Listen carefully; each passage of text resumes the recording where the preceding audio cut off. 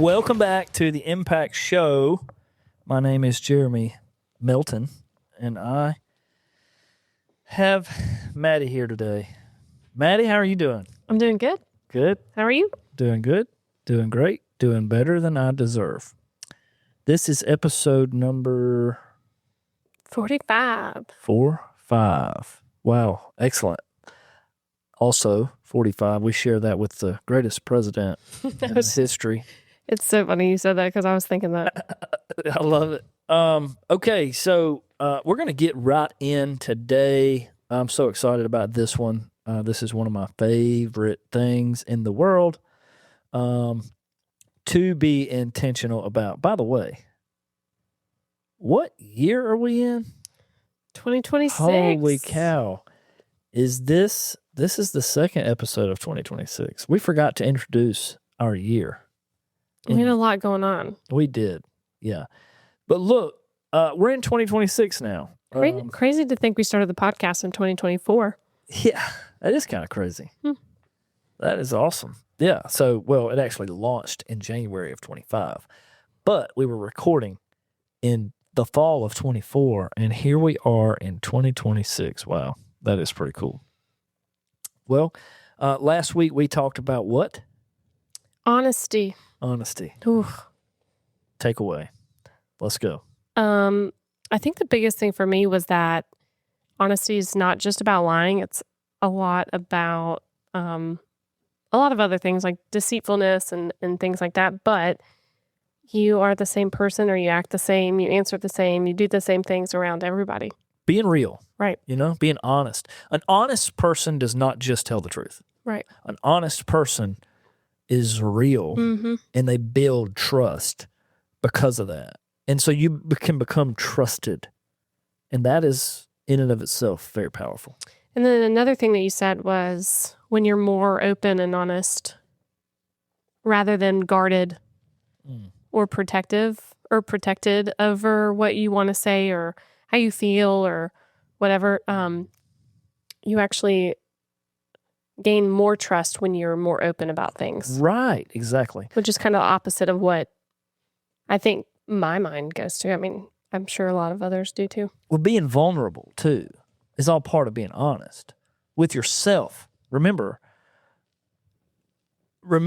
in all these attributes, same thing. Things that you feel like are for others are just as much for you. Mm-hmm. Yeah. Does that make sense? For sure. And so when you're honest... I thought about that with honesty because I was thinking, okay, so you're an honest person, just say that you're extremely honest. But how cool is it to feel that the people that you're leading are also honest? Wow. That's good. That's a takeaway right there. Yeah. So honest is so hard to come by. You learn to cherish it when you look for it and when you find it in others. And then you encourage people in that. And man, I'm telling you, it's a game changer. I had that thought at like 43 minutes and 27 seconds. And I was like, man, it's going to push us over the 45 mark. Yeah, it would have. I just wrote it down. Yeah, well, don't leave nuggets like that behind, okay? So don't let time keep the nuggets in your brain. We have to share all the honest wisdom. And share it. All the wisdom that's inside of Maddie's head. Love it. All right, so we're going to get right in today. We're going to talk about delegation. And I'm trying to aim to reduce the times on these things, but there is so much good in them. It is what it is, people. And if you want to stop and go back and listen to it, then do that. I'm not putting a time limit on this one. We're shooting for 30 minutes. It's highly unlikely we're going to do that in this episode as well, because this one is so cool to me. And part of that is because we're going to be in a little bit of scripture today. Y'all do know that all of the mandates that we've been teaching on for a whole year are biblical-based leadership principles and mandates. And so, let's just not try to cover that up. We need to be forthright in saying that all the attributes are found in Scripture at some point. And so anyway, today I intend to show you some of that. We don't always go there, but sometimes we do. But before we do, what is delegating? What is it?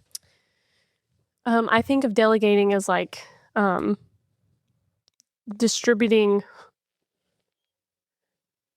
tasks. That's perfect. Assigning tasks. Assigning. Okay. I mean, distributing, assigning, whatever word, adjective, or verb you want to use there. It's the distribution of tasks or responsibilities to others.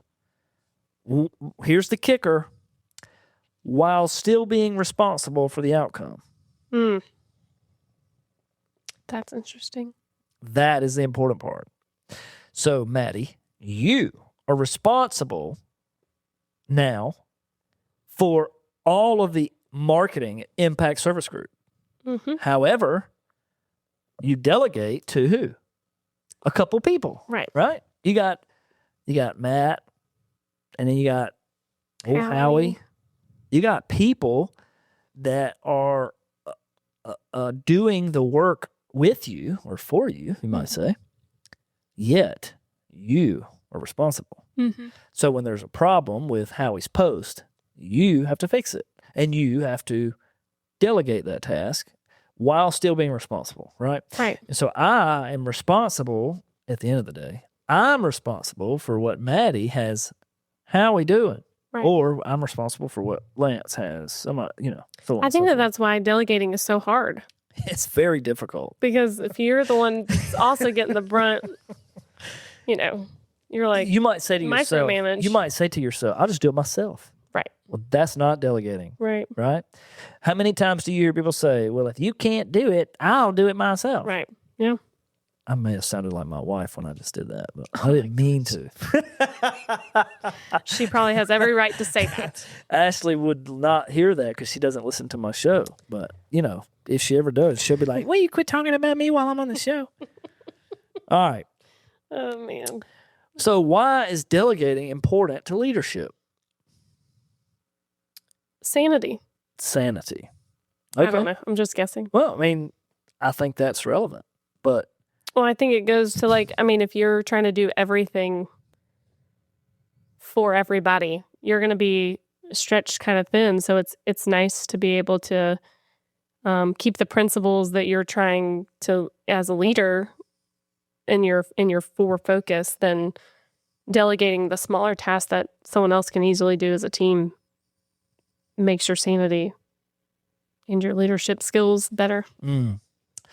There is so much good in delegating. And, you hear people say it all the time. And I'm not going to name any. I try to not name names on here, but you know what? It is what it is. But I've got people that I know that work with me, and they have a hard time delegating. All right, well, I'll just do it. I'll just do it. It gets done that way. Mm-hmm. Yes, but that's not the most effective way for us to do it. So delegate it, because that's how we grow. That's how we scale. So anyway.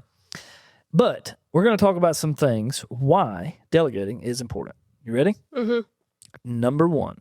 Let's do a drum roll. No. It makes the team more efficient. Okay? It's basically that simple. Now, that's just number one. That's what I was trying to say. Yep. So, well, one person can only do so much. Right? It's kind of what you said. When a leader delegates, work gets done faster and more effectively because the tasks are handled by multiple people. Now, you might hear someone say, well, no, if I delegate, then I have to go back and do it again anyways. Well, maybe so. I've said that. I'm sure you have. Like, if I don't do it right, it's not going to get done. I got to go back and do it anyways. Yes, okay, fair enough. That may actually be true. But in the long game, if you're looking at the long game, it is in fact hurting what you're doing. It's hurting the mission, okay? It is harmful to the team for you to do more than what you should be doing, right? Yeah. So when you look at it like that, as a leader of an organization, you think you're trying to help. You're genuinely trying to get it done. What you don't understand is the long-term consequences of you doing that is not preparing the team for what they should be doing so that you can do other things, so you can grow. Now, if you're working for a business that doesn't want to grow, doesn't have a desire to grow, and you just want to be a parts person, or maybe you're on an assembly line, there is no delegating in your job. You just do. You put part A on part B every day, all day. There's no one to delegate to. That's okay. That's not the job we're talking about. We're talking about a leader here, someone that has influence over their job. Okay. And so, this isn't universal. I mean, delegation is only used in certain times, right? You can't always delegate because sometimes it's your job. You're there to do that job. Right. And so you can't delegate, or you shouldn't delegate. You need to do it. It's so interesting that you say the long term. Like, I never would have thought of delegating as being like a long term. Oh, yeah. Long term. Because I'm one of those people. It's hard for me to delegate. Yeah. Because if I think it's my job and I know I'm the one that knows how to do it, then I'm not going to teach anybody else how to do it. We're going to get that out of you. All right, number 2. Here we go. Number 2, drum roll. Okay. It develops skills in other people. Wow. So guess what? You're others focused now. You're a leader. You are more concerned about others than yourself. If you haven't learned anything in the past year following this show, we are others focused. So I'm for you, right? I'm for you. I'm your leader. I'm for you. Mm-hmm. If I do the job that I've asked you to do, I'm not delegating. Mm-mm. I'm not helping you grow. In fact, I'm now hurting you. Yeah. So me and my inability to delegate, in fact, hurts you. Yeah. When you realize as a leader that you're hurting the people around you because your ego's too big, or you're Miss or Mr. I can do it all better. I think a lot of times too, it has to do with people being nervous that you'll be better. Yeah. Or they'll be better than you or something like that. And that's called insecurity. Mm-hmm. And that's a huge problem. Yes, and that's most of every leader's downfall. Yeah. Most of them. The fact is a great leader wants everybody around them to be better. Better, yeah. Yeah. So, delegating gives team members a chance to learn new skills and gain confidence. Number 3, delegation also builds trust. When a leader delegates, what does it show the team? That they trust. Exactly. That the leader trusts them. 100%. Well, guess what? When you give trust, guess what you get? Mm-hmm. Trust. You get trust. Yeah. How important is delegating? It's humongous. I like this. All right. This is good. Trust motivates people to work harder and take ownership. Okay. Is that number 4? Nope. Okay. That was still number 3. Number 4 is it improves decision making. For you as the leader? Uh-huh. Or so or both. When the leader delegates, Mm-hmm. guess what? Who gets to make decisions? The other people. Yeah. So they are a part of the decision making, not just the tasks, responsibilities, but also direction. So talk about growth. Delegation allows people to grow, the whole group. And here's a really important one. Number 5. Delegation prevents burnout.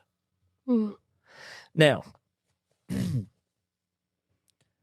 burnout is one of those things that I've been studying for about 6 months, because that's a very bad thing. Yeah. And you never want to be there. And I never want to be there. I've never been there, by the way. Well, I don't really know, because I work so hard. I don't really know that I've been there. I don't ever want to be there because I've heard it's bad. Yeah. right? So burnout's bad.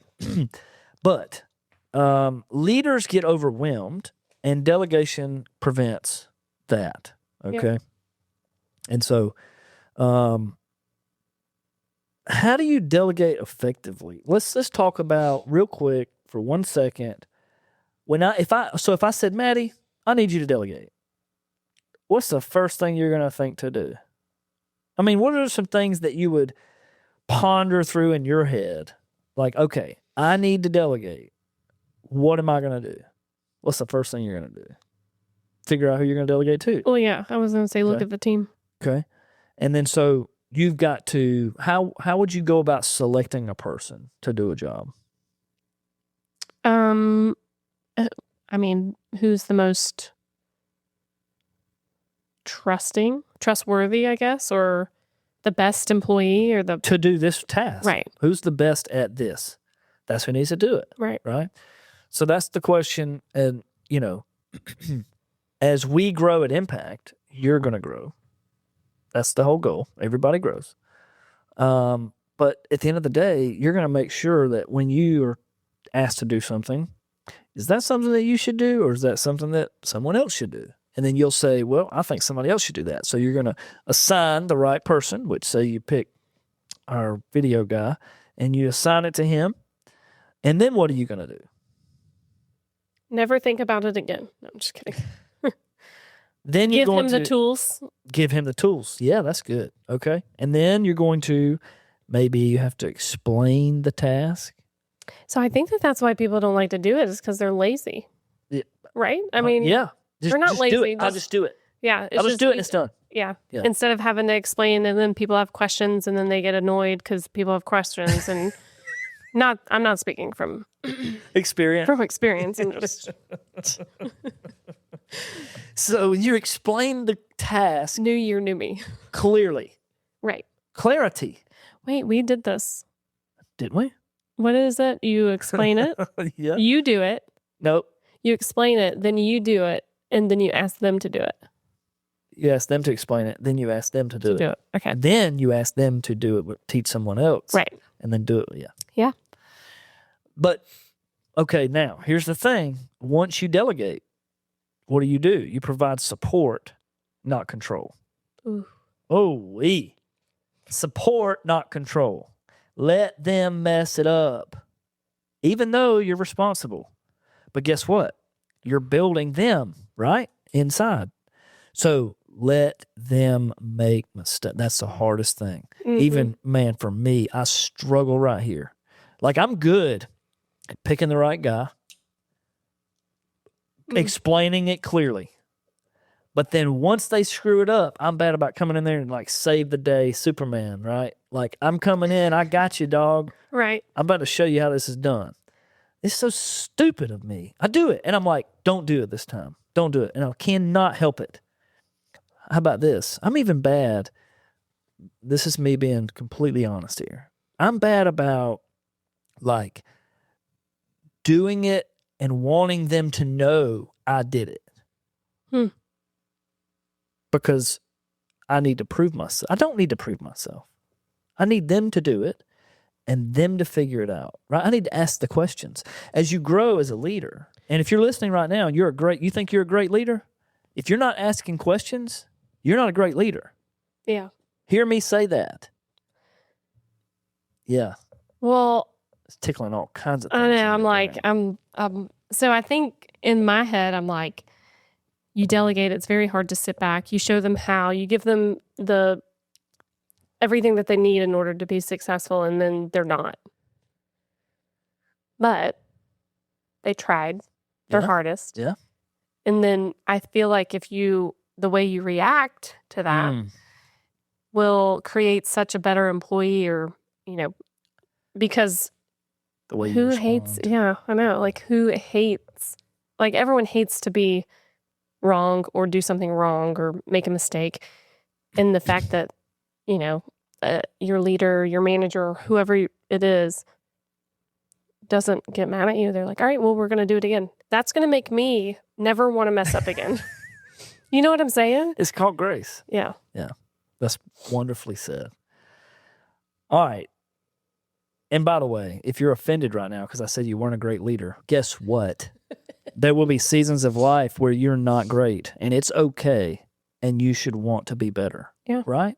Yeah. You've never made it, bro. Like, I've never made it. I've always need to get better, no matter how great I think I am. Right? Absolutely. I always need to get better. And so there you go. Trust the process. So, look, at the end of the day, you delegate effectively, then you got to trust it and allow people to do their thing their way, right? And then always give feedback and recognition. But that's the proper way to delegate. If you don't have clear instructions and you take tasks back too quick, if you remember, Maddie, when I gave my big rounding applause speech at Impact Service Group's first annual Christmas banquet, what I said during that message, that speech, was that I was going to be a coach, okay? And I was going to stand on the sidelines and cheer you on. And I was going to do, and I went through a list of things I was going to do, right? And Ruben said I felt like he was in the locker room like, getting, Kirby. getting prepped out. But one of the things I said was, I'm never going to take the ball away from you. Yeah. I'm going to let you play ball. Right. Right? And I'm going to support you and coach you and teach you. I'm never going to take it away. That's a great analogy, by the way. Well, if I come out there and take the ball away from you, what are you even there for? Right. Right? So I have to manage myself in that. I'm not going to take it from you. And as a leader, at some point, you will be faced with that too, where you have to let them hold the ball and not take it. Right. And so it's not easy. So how about this? Examples of delegation. Let's talk about that. Do you have an example that you'd like to share? Well, I think that for me, being at the job I just left, it's one of those things that's like, there were things that I just did all the time from the day I started that like I feel like I could have delegated, but I just had this fear of like being replaced. Yeah. Or Yeah. No, it's natural. And so I think that maybe that's not a good example of delegation, but it's an example of how I wish I would have, I guess, in that light. Well, and let me say this. You may be, if you're a listener right now, and I'm talking to Maddie too, but you may be, you're not a part of an organization anymore. No, yeah. You may be a part of an organization where the culture does not allow you to delegate because you're not in a healthy environment, okay? Let's just be real. All companies are not in the same hemisphere. No, right. Okay? And so you might be in a position where you have to feed your family and there's no growth for you. Right. And you don't need to delegate. And it's okay. But outside of work, you want to delegate. You want to grow. And what that means is that once you've lived in that world, you're going to find yourself a business that operates in that world so that you can live in that world. Because you realize how much freedom there is in that and how much fulfillment you'll get out of your life because you're in a part of an organization like that. That's why everybody wants to come to Impact Service Group. Mm-hmm. No, I 100% agree. It's because of the culture that we're building, and it's going to continue to get better and better and better. Because here's the deal. As we grow and we seek to become better people, everyone else wants to as well. It's like it's contagious. Okay? All right. So how do you make delegating not feel like you're just making someone do something, though? That is a challenge. Right? I feel like sometimes it's like the delegating of tasks, the tasks that are given are the ones that are not the cool ones, or, so it's like almost more of like a... And I always tell my kids, this is another life lesson I teach my kids, is do the worst job in the place. Like no one else wants to do it. I want to do that one. Right, yeah. Right? We talk about that. Yeah. So there's no glamour. Look, the glamorous ones are the ones that you want to give to somebody because it helps them. Right. Again, I'm for you, Yeah. right? Not for me. Mm-hmm. But the answer to your question, I don't really know. I don't know. So you don't ever want it to appear like I tell you this: you wouldn't want to delegate and then go prop your feet up and do nothing, and then that person see you doing that. Well, I guess trust would have a lot to do with it too, because if the people that you're delegating to trust you, then they'll be like, okay, they're not going to question why you're making them do this task. Really, No. they're going to trust the process, and they're going to trust that they need to be delegating it, right, or they need to be doing it, right. Like if I'm thinking about a real time scenario, maybe I see something needs to be done and I come to you next week and say, Maddie, I need you to do this. Are you going to question why I'm asking you to do that? No. Well, I don't. You're going to do it. You're going to want to do it, probably, because I need you to do it. Yeah. And so, but you may be thinking to yourself, well, I don't want it to appear that you're delegating something that maybe you ought to be doing. And I think all that's just in relationship, communication. Yeah. If you ever felt that way, like, this is my job. Right. I'm not delegating this. Why? No. So it's good. Don't delegate it, right? Yeah. And I think, so not to get confused, but I think if you feel like it's your job, then you don't delegate it, right? Right. So you would just do it. But if you're asking yourself the question, should I delegate this? I guess the question is this always: does me doing this helpful or harmful to the mission as a whole, to the team and the mission?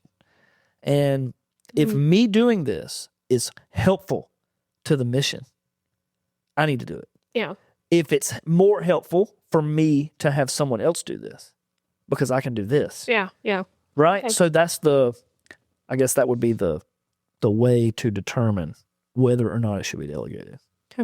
Okay. All right. So what about, let's talk about a real life example of where this could happen. This is the other thing. Being intentional about delegation is a whole nother thing than just than just delegating. I'll explain that. You might say, okay, so here's an example, one that we can use. A family example is dinner is ready to be served. We're going to cook dinner. Okay. Give me a way that you can delegate at dinner time. You can tell the kids to set the table. Okay. Yep. So assign one child to set the table. Mm-hmm. Then tell Ruben to cook. Poor old Ruben. Ruben could be grilling while I'm doing the sides. Okay. All right. So Ruben's grilling. You're doing the sides. Who's washing dishes? Whoever made the least amount of mess. So that's just how we do it in my house. Really? So if I'm the one that cooked, Ruben does the dishes. Okay. If Ruben is the one who cooks, okay, then I do the dishes. Okay, sweet. But we all unload the dishwasher.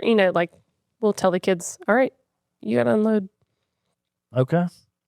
So how often do you ask one of your children to do something and then them not do it quite fast enough and be like, get out of the way, I'll do it? How often does that happen? Every day. Well, okay, so we have a new puppy. Okay. And that's every single time the dog wakes up from a nap. You got to take it out. As soon as it wakes up, it yawns, it's cute. You pick it up and you take it outside. Yep. All right, it woke up. Take the dog out.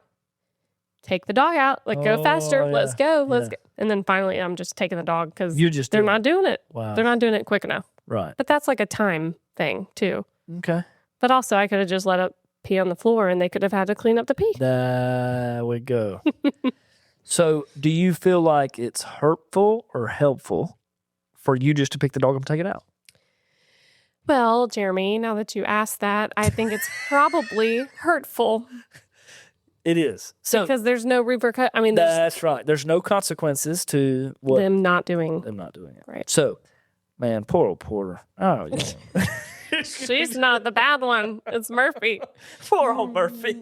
You're going to tell Murphy when you get home. From now on, when I say you take the dog out, you better do it because I'm not doing it. And if you don't, then you're cleaning it up. There you go. I love it. Hey, but you know what?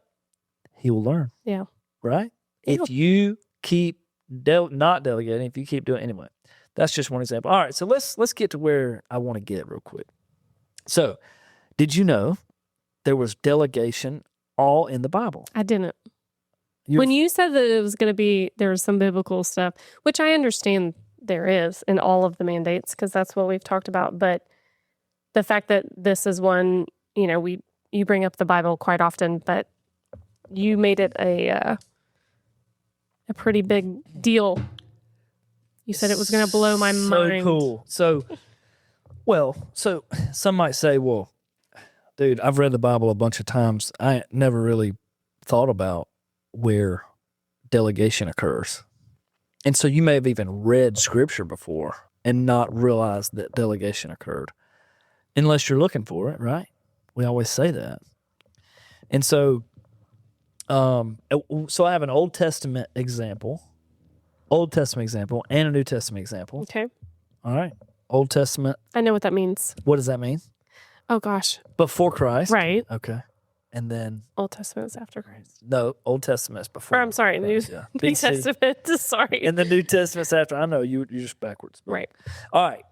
So in the scripture, there was a fellow named Moses. You remember him?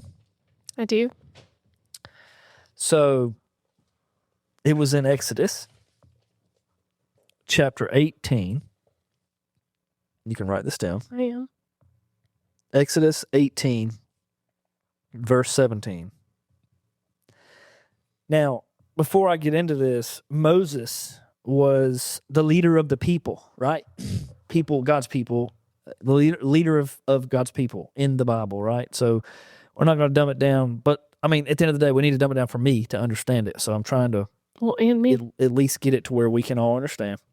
But basically, Moses was the leader of God's people. And so one of the things that Moses was doing was he would gather everybody up, and then all the people would come to him, and they would tell them about their sin and all their things in their life, and then he would take it all. He'd go up on the mountain and he'd pray, and he'd give it all to God. Okay, that was happening in the book of Exodus. Well, Jethro, Moses' father-in-law, said to Moses, this thing that you're doing, it ain't good. Okay? He said, this ain't good. And so I'm going to read it right here.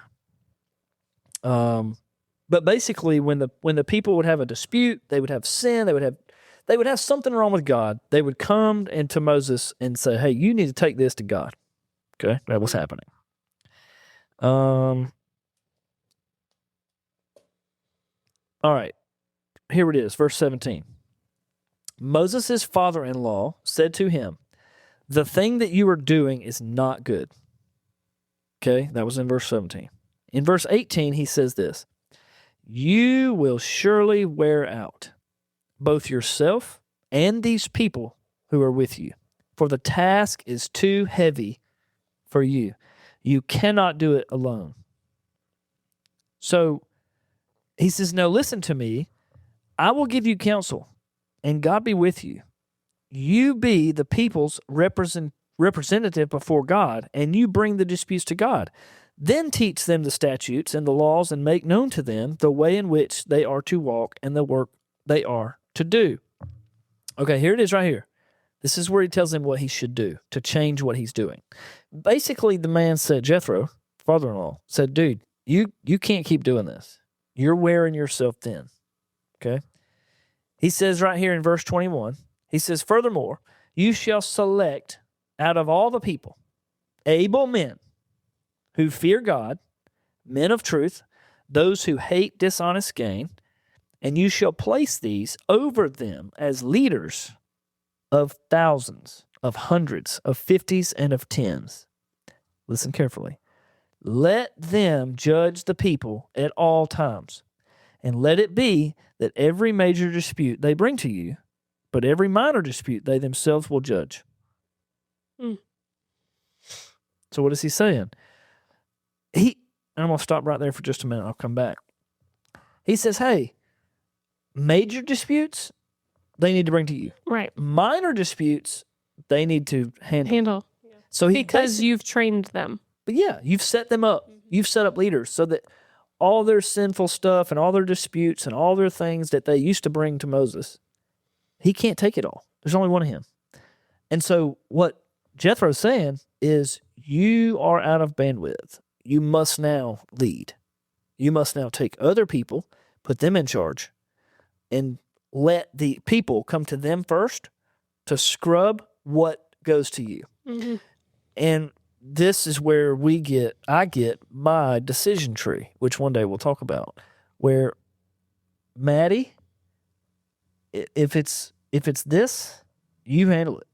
It only if it's over here, bring it to me, right? Mm-hmm. So you have the authority to manage this amount of whatever before it even needs to come to me, right? But this is scriptural. This is what is in God's word. He says, he says, now why do you do that? Here it is. So it will be easier for you, and they will bear the burden with you. Okay? So if you do this thing and God so commands you, then you will be able to endure all of these people. Also, will go to their place in peace. So Moses listened to his father-in-law, and he did all that he had said. Moses chose able men out of all of Israel and made them heads over the people, leaders of thousands, of hundreds, of fifties, and of tens. They judged the people at all times. The difficult dispute they would bring to Moses, but every minor dispute they themselves would judge. Then Moses bade his father-in-law in farewell, and he went away to his own land. Right there in the Old Testament in Exodus is leadership delegation. Yeah. Okay? We learn to delegate because we have to. If you want to grow, you must delegate. Everyone must delegate, right? And so, hey, guess what? It's also in the New Testament. And you might say, well, where's it at in the New Testament? Well, I'll tell you. There's several places.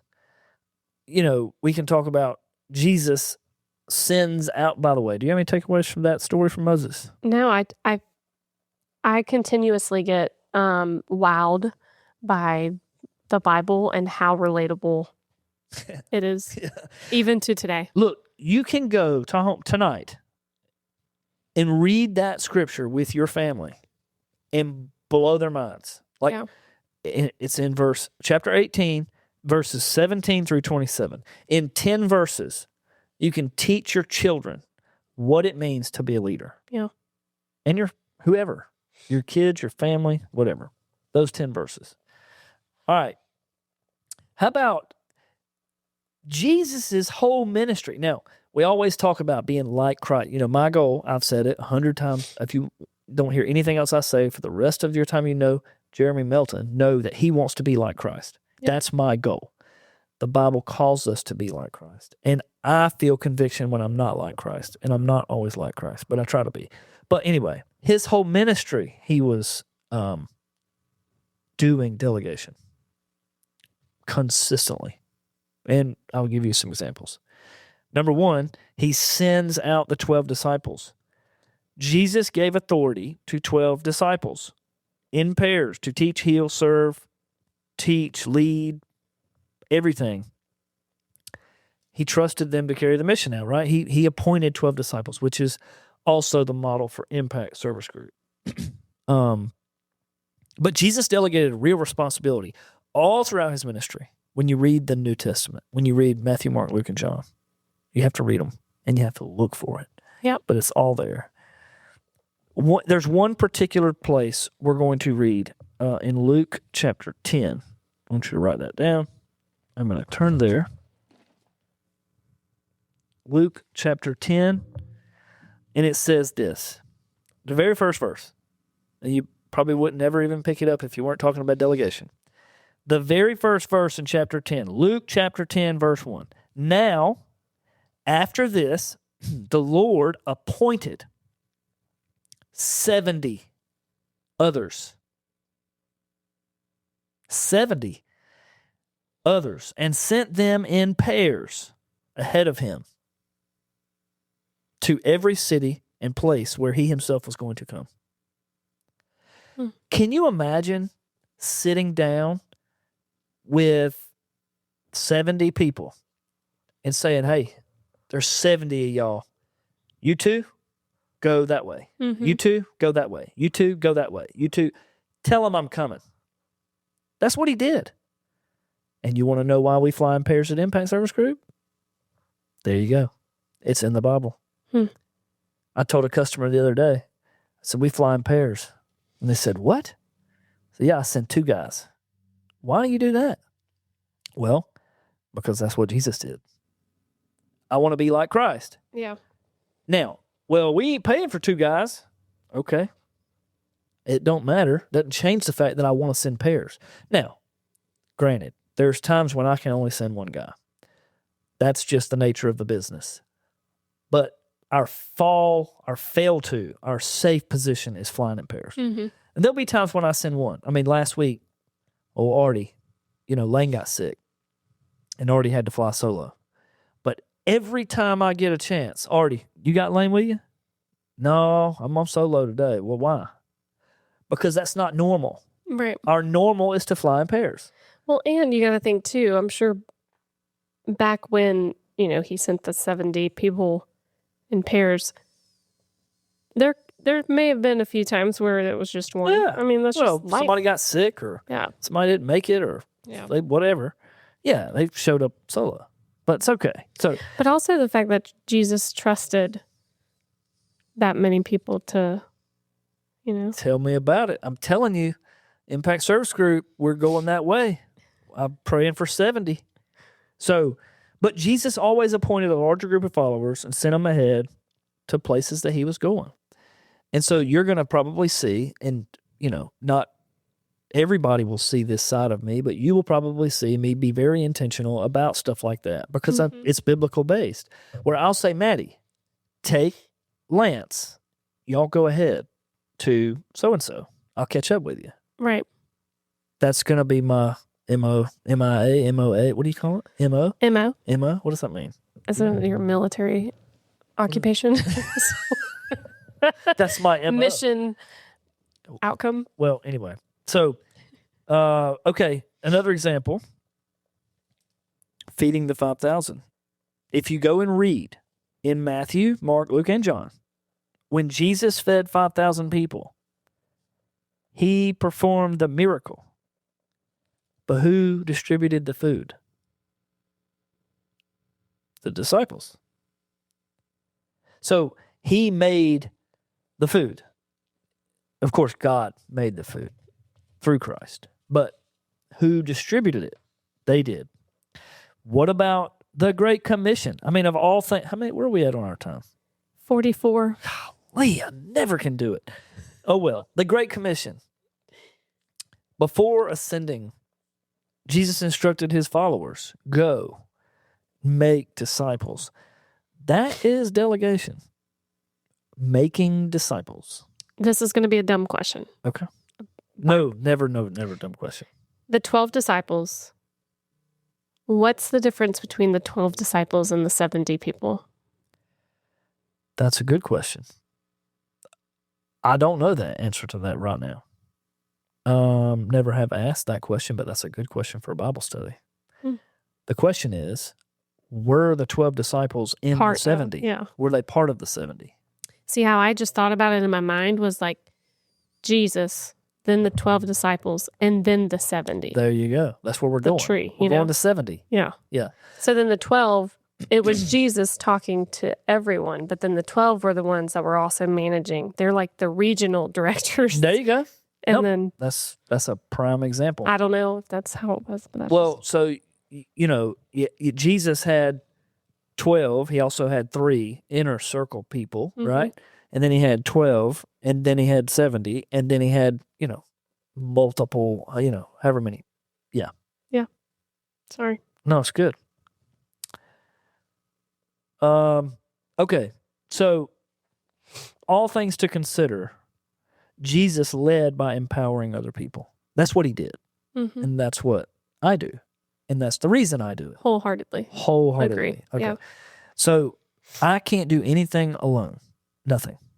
And I've told, now, granted, I mean, I probably can, but I've told myself I can't so that I won't. I can't. I don't ever say I can't. I always say, you can do anything. Put your mind to it. Yeah. But if you tell yourself you can't, you won't. Mm-hmm. Did you know that? Yeah. If you tell yourself you can't, you won't. If you tell yourself you can, you will. Mm-hmm. Okay? There's truth to that. Say it again. If you tell yourself that you can't, you won't. And if you tell yourself that you can, you will. Every time. Okay? What that means is that if I don't want to do things, I tell myself I can't do them. Subconsciously, probably. 100%. I cannot do anything alone. I can't, and I won't. So, I mean, it could be a good thing and it could be a bad thing, right? Yeah. So, I mean, you're saying you want it to be, you don't want to be alone because no, it's terrible.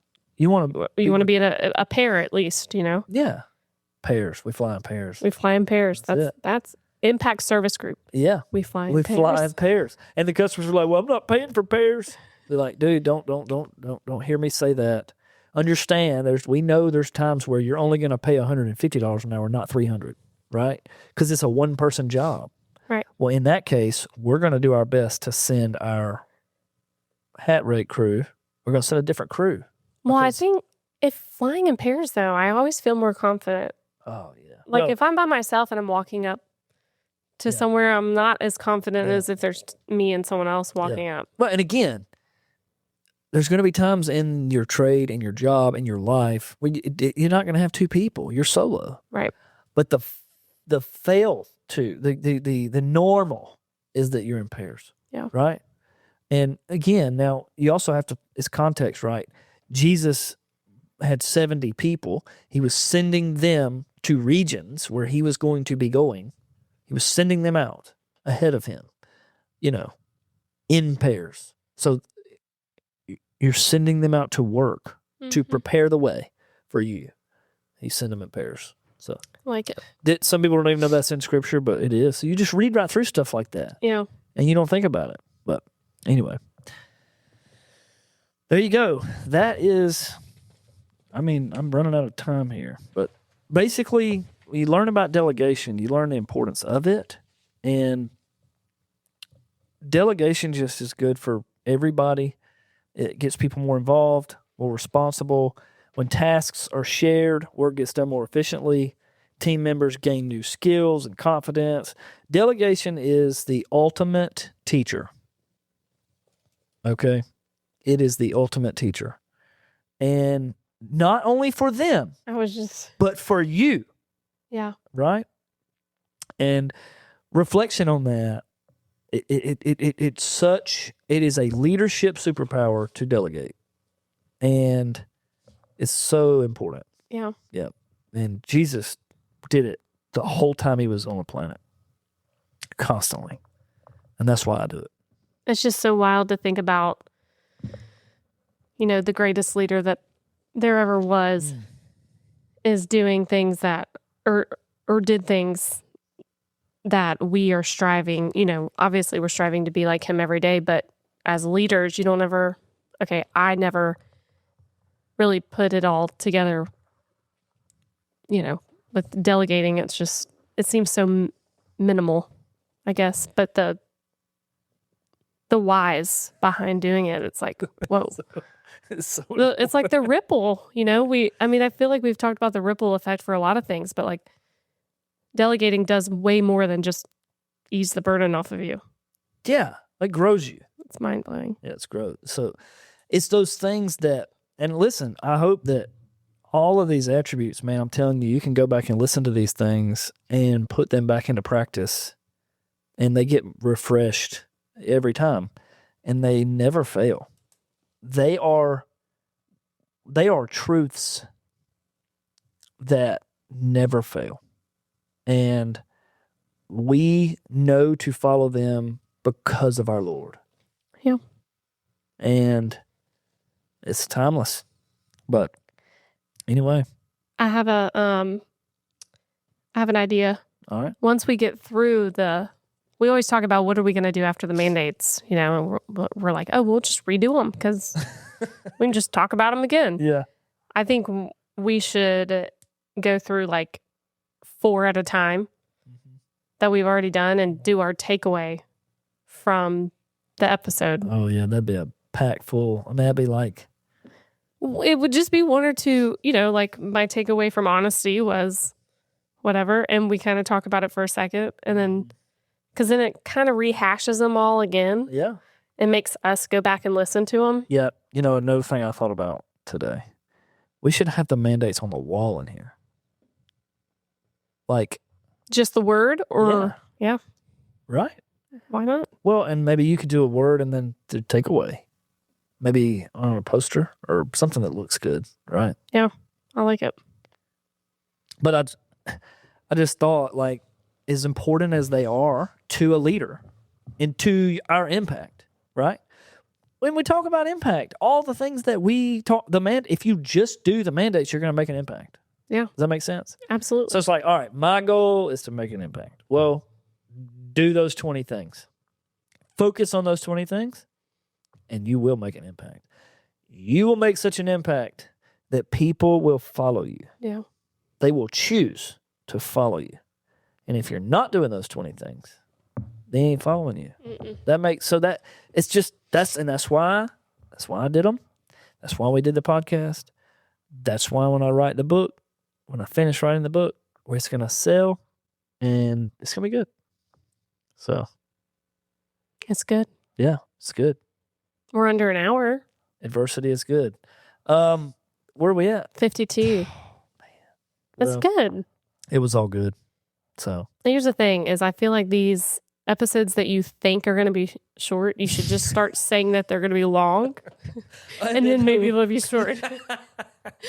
No, I'm kidding. I think that they flow so easy. You know, it definitely doesn't feel like we've been talking for an hour. Yeah, I hope the listeners feel the same. Yeah. Well, it's an easy listen. Get good feedback. A lot of times I get feedback that they say, well, we like the interviews better or whatever. But I'll tell you right now, these last two that we've done the last couple of weeks, that's good. They are powerful. And anyway, I'm actually very disappointed that there's only 2 left. So. All right. Signing off. Lead well, my friends. Signing off. Thank you.